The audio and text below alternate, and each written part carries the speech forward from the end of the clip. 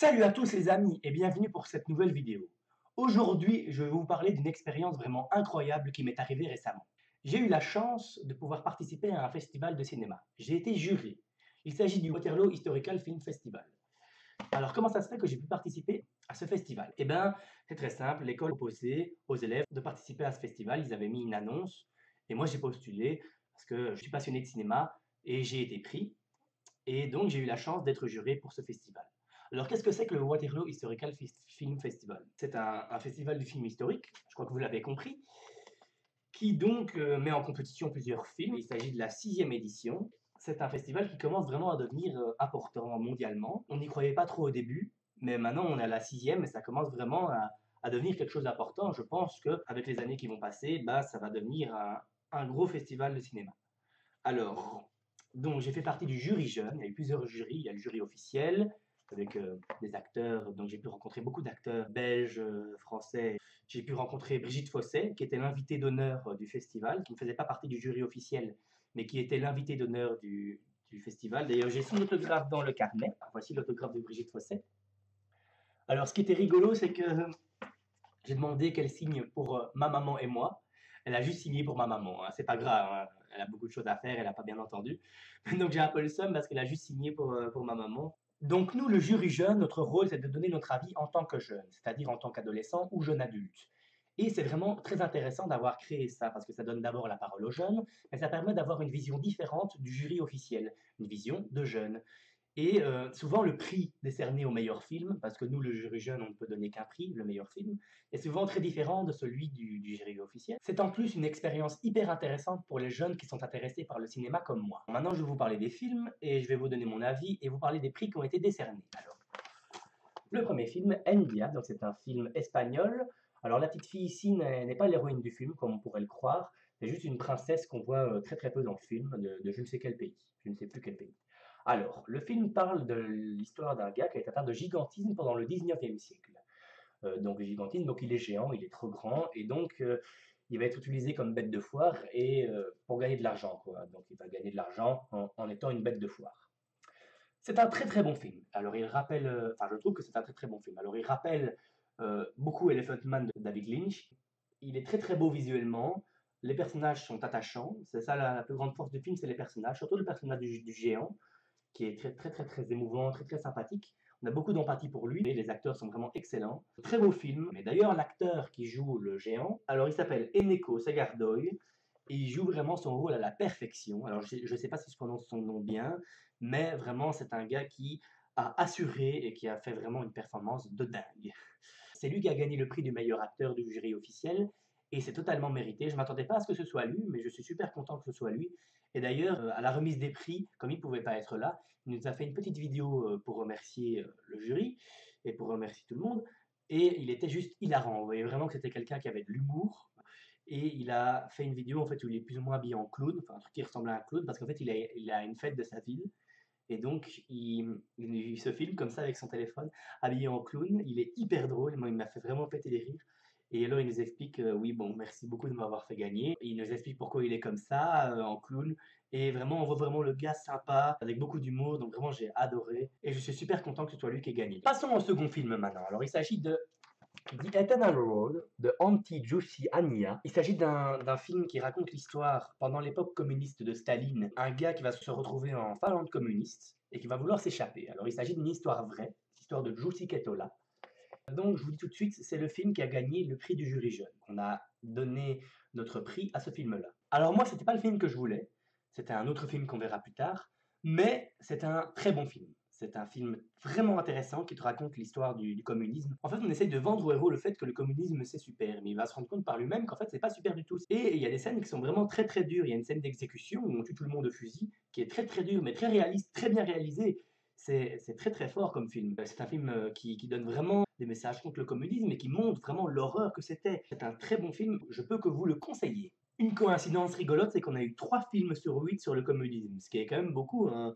Sur une compétition, c'est assez amusant comme hasard. Ce n'est pas grave, hein, moi j'ai appris beaucoup de choses, mais c'est marrant comme hasard d'avoir autant de films sur le communisme à une compétition. Alors, le troisième film maintenant, La Bolduc. C'est un film réalisé par François Bouvier, et qui raconte l'histoire d'une chanteuse québécoise durant les années 30 qui s'est fait appeler la Bolduc.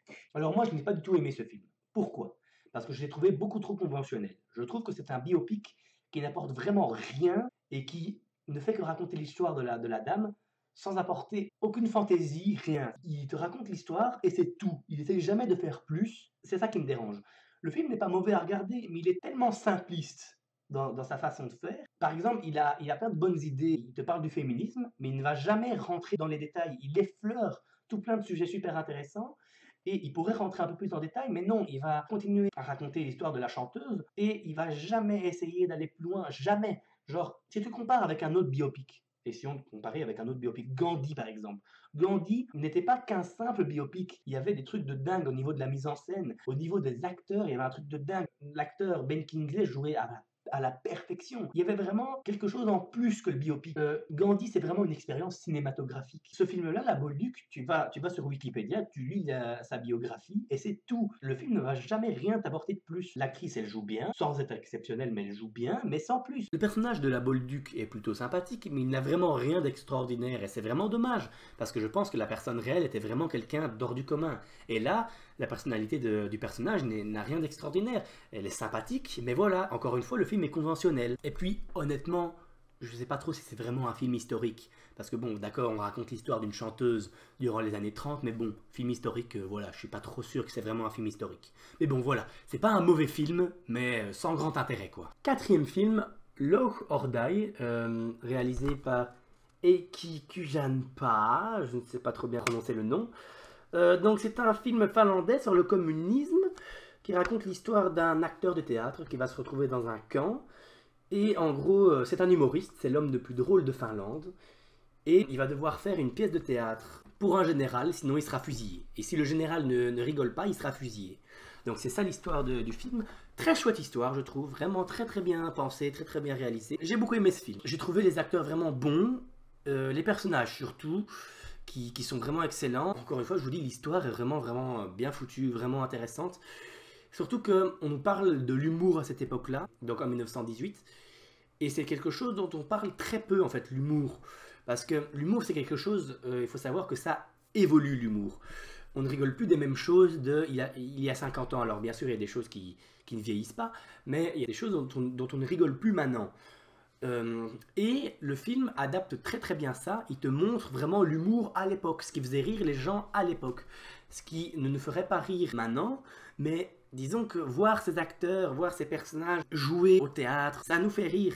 Ça rappelle tout ce qui est, vous savez, Laurel Hardy, Charlot. Donc vraiment, très bon film, j'ai beaucoup aimé. Il a gagné aucun prix, le film. Et pourtant, très chouette film.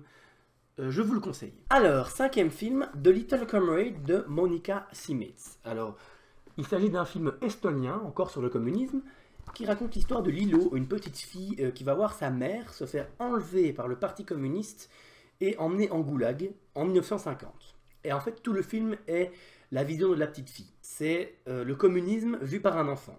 Parti pris extrêmement intéressant.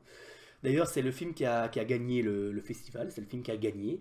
Il a gagné le prix du jury officiel, prix du meilleur film, prix de la meilleure actrice pour la petite fille, tout à fait mérité d'ailleurs, et prix de la critique. Donc le film est vraiment le grand gagnant du Waterloo Historical Film Festival.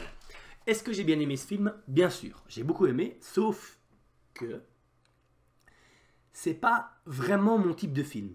C'est-à-dire que je vois que c'est un chef-d'œuvre, mais c'est pas le genre de film dans lequel je rentre moi personnellement. Le film est excellent, c'est juste moi qui ne suis pas rentré dedans personnellement. Mais c'est dommage parce que c'est vraiment un chef-d'œuvre et je le regarderai sûrement une deuxième fois parce que vraiment ça en vaut la peine. Le film prend un parti pris très compliqué. C'est un film qui prend des risques, contrairement à La Bolduc. L'actrice qui joue la petite fille est vraiment exceptionnelle. Elle a totalement mérité son prix. C'est la meilleure actrice de tout le festival. Acteur et actrice confondus, hein, de tout le festival. Et c'est une petite fille peut-être, mais elle joue extraordinairement bien.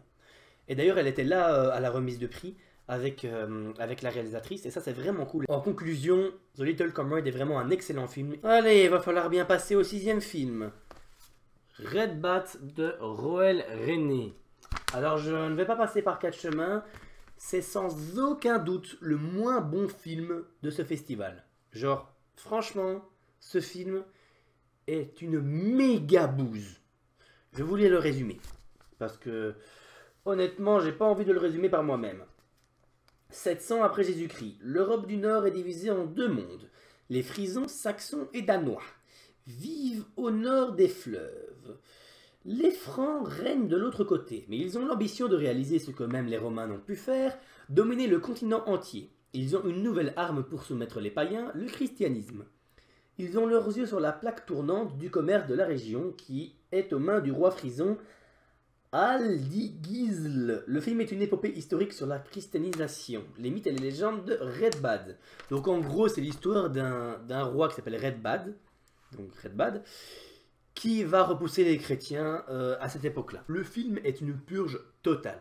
Il n'y a pratiquement rien de bien dedans. Que ce soit l'histoire, les personnages, les effets spéciaux, tout est foiré. Déjà, premier gros défaut, la lumière est dégueulasse. Ils ont vraiment beaucoup trop éclairé le film, c'est-à-dire que le film est laid. Les images sont laides.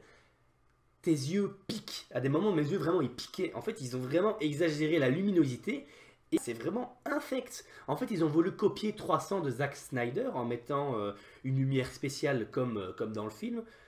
Sauf que dans 300 c'est beau, ici c'est dégueulasse. En fait c'est la version low cost de 300 le film. C'est vraiment immonde. Il y a des films qui sont beaux visuellement, et ben ça c'est un film qui est moche visuellement. Chaque scène, chaque image du film, c'est laid. Je crois que c'est un des films les plus moches que j'ai vu de toute ma vie. Peut-être pas le film le plus moche, mais en tout cas un des films les plus moches que j'ai vu de toute ma vie. Alors autre gros défaut, alors il y a des acteurs qui s'en sortent pas trop mal. Peut-être une des qualités du film. Mais alors il y en a, comme l'acteur du prêtre, il a pris de l'ecstasy. Hein. Ce mec a pris de l'ecstasy. C'est un des méchants et il est complètement taré. Hein. Le mec, il est surexcité quoi. Enfin, je sais même pas l'imiter tellement il est dingue dans ce film, mais son jeu d'acteur est apocalyptiquement mauvais. En fait, il est tellement mauvais son jeu d'acteur qu'il devient bon, tu vois. Tu vois, c'est catastrophique. Les effets spéciaux, c'est des effets spéciaux de PlayStation 1. Genre vraiment, t'as une fille qui est en train de brûler, elle est comme ça. Et alors, t'as des mecs qui discutent derrière. Et pendant ce temps-là, t'as la fille qui brûle avec des effets spéciaux super moches. Genre la fille qui brûle, on dirait vraiment, comme je vous ai dit, PlayStation 1. Et alors t'as deux mecs qui discutent derrière tranquille, hein. T'as une fille qui se fait brûler vive, mais bon, on s'en fout, on va discuter derrière. Non, vraiment, la scène est tellement ridicule. Tu vois les mecs discuter avec la fille qui brûle derrière, c'est n'importe quoi, c'est du débile. Et t'as plein de trucs comme ça dans ce film. Le film en plus plagie des films. En plus d'être débile et incohérent, il plagie en plus des films. T'as donc 300 est plagié, ça c'est sûr. Enfin, plagié au niveau de son visuel, il est plagié. Mais au niveau de l'histoire, ils ont beaucoup plagié Game of Thrones. T'as des scènes qui sont plagiées de Game of Thrones. Toute la scène, par exemple, de la mort de Joffrey est plagiée dans ce film. T'as un gars qui meurt, qui est d'ailleurs joué par l'acteur qui joue Mike dans Breaking Bad, joue dans ce film. Et à un moment, il meurt, et cette scène est plagiée au niveau de la mise en scène, elle est plagiée sur Game of Thrones, en raté bien sûr, hein, parce qu'on ne fait pas les choses à moitié, hein, tout est raté. Hein. Et t'as d'autres trucs comme ça, t'as des personnages qui ont le même nom que dans Game of Thrones, t'as un personnage qui s'appelle Drogo, et il a des longs cheveux comme par hasard, quoi. Le film plagie même Tintin et le Temple du Soleil. T'as un moment où t'as une éclipse, et la scène est comme dans Tintin et le Temple du Soleil. Je vous jure qu'ils ont été jusqu'à plagier Tintin. Et t'as un moment, alors je vais vous le mimer, t'as plein de trucs comme ça dans le film, t'as des batailles qui sont un peu moins mauvaises que le reste du film, mais qui restent quand même vachement bof, vachement bancal, et ils sont en train de se battre, et puis t'as un de leurs potes qui meurt, et puis là ils s'arrêtent de se battre, c'est-à-dire que les méchants, ils s'arrêtent, ils se battent plus. Ils s'en foutent, oui ok, vous pouvez aller border votre mort, en plus... Les personnages qui meurent, on s'en fout, mais alors là, à un point, ils sont comme ça, oh mon dieu, il y a Jean-Michel qui est mort. Et puis après, ils reprennent le combat comme si de rien n'était. Oh oui, est-ce qu'on peut reprendre le combat maintenant? Oh oui, bien sûr. Ça n'a aucun sens. Bon, on va en finir avec ce film-là, parce que sinon je vais vraiment commencer à péter un câble. Mais voilà, je ne vous le conseille pas, ça dure 2h40, en plus 2h40 de conneries. Pendant le visionnage du film, il y a des gens qui dormaient carrément. Et il y a des gens qui sont carrément partis. Donc voilà, comme ça vous voyez un peu le truc quoi. On se demande vraiment comment ce film a pu terminer dans ce festival. J'ai été vérifié, le réalisateur n'a réalisé que des films à tout petit budget, vraiment ratés, comme Le Roi Scorpion 3, ou alors un film que j'ai en DVD ici, que je peux pas vous montrer malheureusement, mais que j'ai en DVD, qui s'appelle Beer, avec un ours qui bouffe des gens, qui est très mauvais, mais assez drôle. Celui-là a le bon goût d'ailleurs de ne durer que 1h20 et pas 2h40. On va passer du pire film de ce festival au meilleur selon moi. Hayla de Can Ülkey. C'est un film turc qui raconte l'histoire d'un soldat turc pendant la guerre de Corée, qui va faire la connaissance d'une petite fille coréenne, qui a perdu ses parents, et il va s'en occuper comme sa fille. Je ne vous en dis pas plus. Ce film est pour moi une pépite. C'est le film le plus émouvant que j'ai vu de toute ma vie. Honnêtement, tout le monde est sorti en pleurs de ce film. C'est vraiment un film magnifique. L'histoire est magnifique, les personnages sont magnifiques. Tout est génial en fait. C'est un film qui m'a touché au cœur quoi. La petite fille est adorable. Tu as vraiment une relation incroyable entre le soldat et la petite fille. Je vous jure, ce film, il faut vraiment le voir. L'histoire, c'est une histoire vraie. Elle est incroyable, elle est vraiment dingue. Ce film, vraiment, c'est mon coup de cœur. Et vous savez, ce qui me frustre très fort, c'est qu'il a gagné aucun prix. Et vous savez pourquoi? Parce que il y a des gens qui ont trouvé le film trop émotionnel. Le film a été très bien reçu en général, surtout par le public, mais il y a des gens qui ont trouvé qu'il y avait trop d'émotions, et donc qui n'ont pas donné le prix du meilleur film. Bon, après, je peux comprendre qu'il n'ait pas gagné le prix du meilleur film du jury officiel, parce que ça, c'est vrai que The Little Comrade le méritait plus, si on essaie d'être objectif, que celui-là, même si, pour moi, Hayla est le meilleur film de ce festival, parce que The Little Comrade prend plus de risques. Mais il aurait au moins mérité un prix. Hayla aurait au moins mérité un prix. Je crois que tout le monde serait d'accord avec moi. Et il n'a pas gagné de prix. Et c'est vraiment dommage. Il aurait mérité le prix du jury jeune. Mais bon, il ne l'a pas gagné parce que bon, voilà. J'ai incité, mais ça n'a pas marché. C'est The Eternal World qui a gagné. Et voilà. Tant pis. Mais le prix du public, il aurait dû l'avoir, quoi. Et c'est le film d'après. C'est le 8e film et dernier qui a gagné le prix du public. Et c'est pas juste quoi, parce que le dernier film, il est vraiment pas terrible quoi. Je vous en parlerai plus tard, mais il est vraiment pas terrible selon moi. Et Hayla, mais parfois, il faut arrêter non plus de se poser trop de questions. Je veux dire, le film est tellement émouvant, il faut arrêter d'aller chercher la petite bête à chaque fois. Vous voyez, le film est juste magnifique, c'est un magnifique film, c'est tout. Voilà, il faut arrêter non plus d'aller chercher trop loin. Il y a des gens qui ont dit que le film était pathos, c'est-à-dire qui disaient qu'il y avait trop d'émotions. Je répète, le film a été très bien critiqué, hein, en général. Hein. Le film, surtout par le public, le film a été acclamé, mais je trouve ça un peu injuste qu'il n'ait pas gagné de prix. Et il y a des gens qui ont dit qu'il était pathos. Pour moi, je ne suis pas d'accord du tout avec ça. Pourquoi je trouve que ce film n'est pas pathos? Parce que effectivement, le film fait pleurer, mais il fait pleurer pour de bonnes raisons. Je veux dire, le film est extrêmement, comme je vous l'ai dit des millions de fois, extrêmement émouvant. Il ne fait pas pleurer pour rien. Pathos, c'est quand tu pleures pour rien. Je vais vous donner un exemple de film pathos. Est-ce que vous avez déjà vu le film Un monde meilleur avec Kevin Spacey? Kevin Spacey, Ellen Hunt et le petit garçon qu'on voit dans tous les films dans les années 90 là. Ça, globalement, c'est un très très très bon film, mais la fin est ratée. Et ça gâche vraiment très fort le film, que la fin soit ratée. Le film en général est bien, mais la fin, c'est dommage qu'il l'ait raté. En gros, le petit garçon meurt. Je spoil le film, mais bon voilà, ça sert absolument à rien, c'est extrêmement mal amené. C'est le tire-larme forcé, parce qu'il n'y avait vraiment pas besoin de le faire mourir. Et là, ils le font mourir, et c'est vraiment un tire-larme qui ne sert à rien, qui est forcé. Et ça, c'est vraiment dommage. Encore un autre exemple. Demain, tout commence avec Omar Sy. Même chose, très bon film en général, mais fin complètement ratée. Il t'explique deux secondes dans le film que la fille a soi-disant une maladie et elle meurt. Et c'était tellement pas nécessaire, ça servait à rien de faire mourir la petite fille. C'est du tire-larme gratuit. C'est pathos. Ça, c'est pathos. Parce que ça, c'est faire pleurer le spectateur pour rien. Ici, avec Hayla, on pleure pas pour rien. C'est justifié. C'est juste un film sublime. Donc voilà. Regardez ce film. C'est un film qui doit devenir culte. Parce que vraiment, c'est une histoire que je veux qu'il soit connu. 8e et dernier film. Jonathan de Saul Deeb. C'est un film anglais sur la Première Guerre mondiale. Ça se passe dans les tranchées. C'est habituel, hein, le scénario habituel de ce genre de film. C'est dans les tranchées avec un officier, des soldats, etc., etc. Je n'ai pas du tout aimé ce film. En fait, j'ai trouvé ce film extrêmement ennuyeux. Pourtant, le film a été assez bien reçu. Il a gagné le prix du public. Et ça, vraiment, je suis vraiment choqué que ce soit lui qui ait gagné, alors que Ayla le méritait beaucoup plus. Surtout qu'en plus, le public était beaucoup plus friand de Ayla. Enfin, tout le monde qui sortait du cinéma disait « Ah ouais, Ayla, il était trop bien et tout ». Donc vraiment, c'est bizarre. Il y a peut-être eu un bug que ce soit celui-là qui ait gagné. Mais le film a vraiment été apprécié par beaucoup de monde et je ne comprends pas. Parce que j'ai trouvé ce film pas réussi, quoi.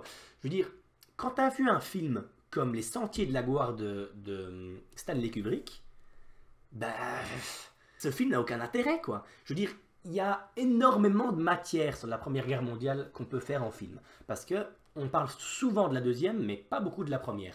Et là, mais ça se passe dans la tranchée, il se passe rien. Alors oui, la reconstitution historique est bien, mais à part ça, c'est d'un ennui. Les personnages ne sont pas attachants. Je veux dire, à un moment, tu as un des personnages principaux qui meurt et je m'en foutais de lui. Et ça, c'est pas normal. C'est pas normal. Ça n'apporte rien au genre de la Première Guerre mondiale. Et pourtant, il y a matière, ça m'énerve. Ça m'énerve que ce film ait tellement de bonnes critiques. Il a aussi gagné le prix des meilleurs costumes. En fait, j'ai vraiment trouvé ça ennuyeux, sans intérêt.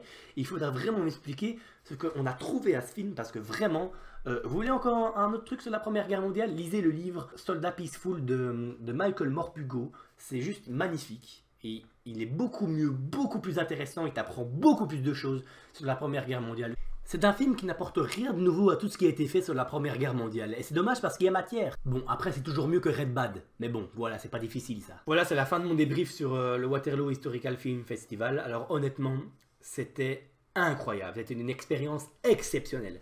Je tiens à remercier tout le monde, tous ceux qui ont organisé le festival, tous ceux que j'ai rencontrés. Merci à tous, c'était vraiment une expérience exceptionnelle. J'aimerais vraiment beaucoup réitérer l'expérience. Donc merci à tous. C'était vraiment exceptionnel. Merci, merci, merci. Donc voilà, c'est la fin de cette vidéo. Je vous remercie encore tous. Je voulais vous montrer avant de terminer la vidéo cette figurine alien. Donc voilà, figurine alien de NECA, un alien vert, c'est parce qu'il a la vision du Predator. Je voulais juste vous la montrer parce que je ne sais pas si c'était vraiment nécessaire de faire une vidéo dessus. Donc voilà, vous avez la figurine là. Donc voilà, je vous la montre comme ça. Nouvelle figurine. Ma foi, fort sympathique. Je vous dis salut à tous!